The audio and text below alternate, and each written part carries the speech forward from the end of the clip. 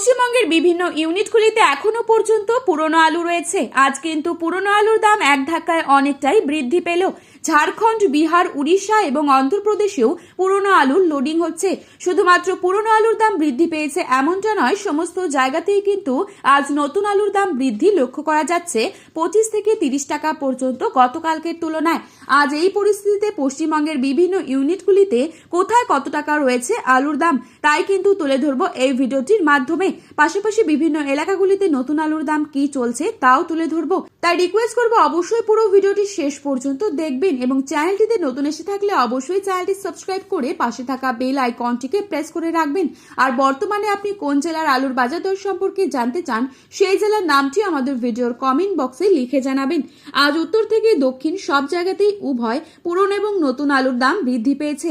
তবে আগামী সপ্তাহের মধ্যেই আলুর দাম আরো বাড়বে এই খবর পাওয়া যাচ্ছে বিভিন্ন সূত্র মারফত। 50 থেকে 60,000 টাকা পর্যন্ত বন্ডের দাম পৌঁছতে পারে পুরনো আলুর।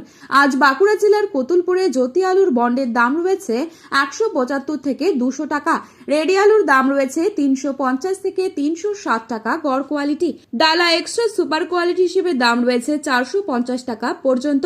আজ পশ্চিম মেদিনীপুর জেলার আমলাগড়া ইউনিটে জ্যোতি আলুর বন্ডের দাম রয়েছে 190 থেকে 225 টাকা।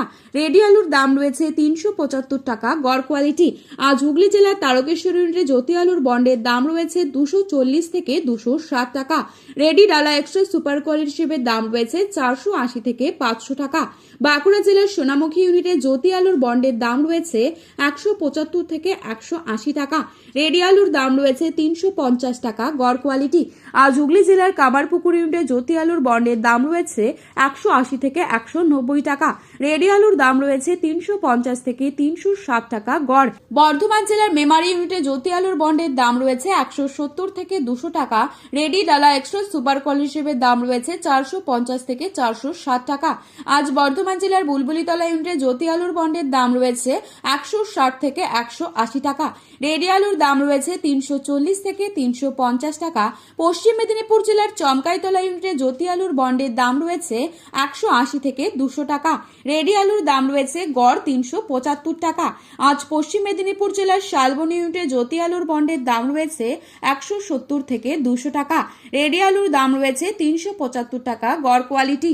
বর্তমান পরিস্থিতিতে পশ্চিমবঙ্গের মধ্যে সব থেকে বেশি পরিমাণ আলু রয়েছে মেদিনীপুর জেলাতে, যেখানে প্রায় 9% কাছাকাছি আলু রয়েছে।